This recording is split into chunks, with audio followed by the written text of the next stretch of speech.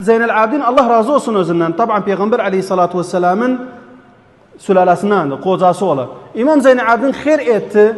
30 yıl hayır etti, kimse bilmedi özüne. Ölenden sonra Nebina Muhammedin ve ala alihi ve sahbihi ecmaîn. Değerli Müslümanlar, Allah Subhanahu ve Teala kurbanı koyuptu, kurban sadakadı.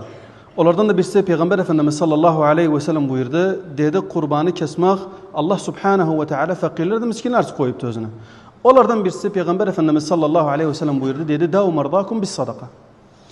İlakası nedir? Sadakaydan hasta olmağına. Peygamber Efendimiz sallallahu aleyhi ve sellem buyuranda davu mardakum bis sadaka. Yani maksadı odur. Sen eğer geldiyse, bir hasta olduysa Allah Subhanahu ve Teala o hastanın üzerinden eğer geldiyse sadaka verdiyse o yetime, fakire, miskine Allah Subhanahu ve Teala o hastalığı çeker onun üzerinden. Ondan ayrı Peygamber aleyhissalatu vesselam buyurdu. Ma nekasa malim. Hiç kimsenin malı eksik olmaz eğer geldiyse sadaka verdiyse. Peygamber Efendimiz'den sallallahu aleyhi ve sellem sordular. Dediler ya Resulullah aleyhissalatu vesselam sadakanın ne ilakası vardı maldan? Allah Subhanahu ve Teala eğer bir dinarı versen fi sebilillah 10 edirse, onu 100 edirse ile 700'e kadar. Eydi bunu ne getirdi buna?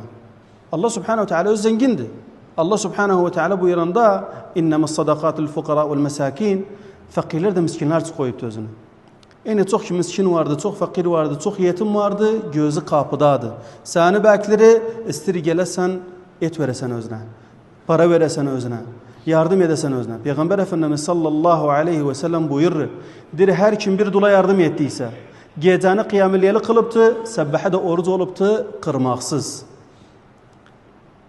Maalesef bazı kimselere çıkırlar alamin ögünde azaratların atırlar. Alem ögünde özlerini gösterirler, dahiye kesirler. Velakin nenasinden sılat rahmi kesipti. Hey mücrim, sen Allah'tan korkmuşsun. Alem ögünde de sen ben dahiye kesirim, babadan ayağı kesipsin. Vallahi git Ka'ba'nın önünde namaz kıl. Vallahi git Abdurrahman Südeys'in arkasında namaz kıl. Vallahi Melik Selman'ın arkasında namaz kıl. Vallahi eğer geldiyse takva olmadıysa vallahi kabul değil. Sen burada sanu bazu sanu nanu daha evladı sen sılat rahmu yetiresen özüne. Sen hac ettiyse, gittiyse orada dahiye kestiyse Allah Subhanahu ve Teala buları senden evvel kerestiri. Çok kimse vardı baksan azalatın atırı dirmen dahiye kesirim. Yani şurada da baksan özüne nenasiden haraptı, batsiden haraptı, nenasiden salaşmırı, babasiden salaşmırı, ammisinden salaşmırı, komşusuna salam vermiri.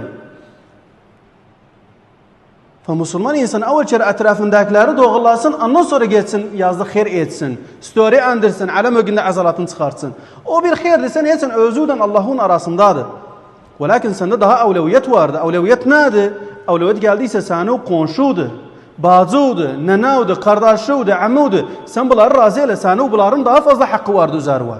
Yok gidersen sen bir yerde zahiyani kessen, alem ögünde resim alsan, andırsan ben zahiyi kesmişim. Bu riyatı. Sen evvel çerine nevde ne yol? Sılat rahmu yetir. Bugün sılat rahim günüdür. Bugün afu günüdür. Bugün yetimlere başvurmak günüdür. Bugün sen dullara yardım etmek günüdür. Bugün azalatı çıkartmıyorsan. Sahabalar Allah razı olsun özlerinden. Bir hayır etseydir özlerini saklardılar. Nişi?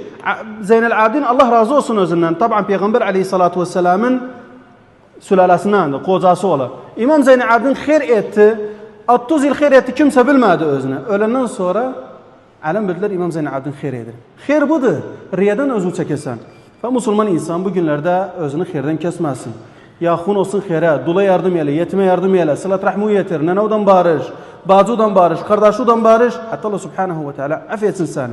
Allah Subhanahu ve Teala bu ayetin manası nedir? Vel afine anin nas. Afiyeyle kardeşim fi sebilillah. Salaş mı sen de özün gevludan afiyeyle özüne. Boynun azayla Allah Subhanahu ve Teala da üske gider sana. Hada vallahu alem. Sallallahu ala nebiyyina Muhammed ve ala alihi ve sahbihi ecmaîn.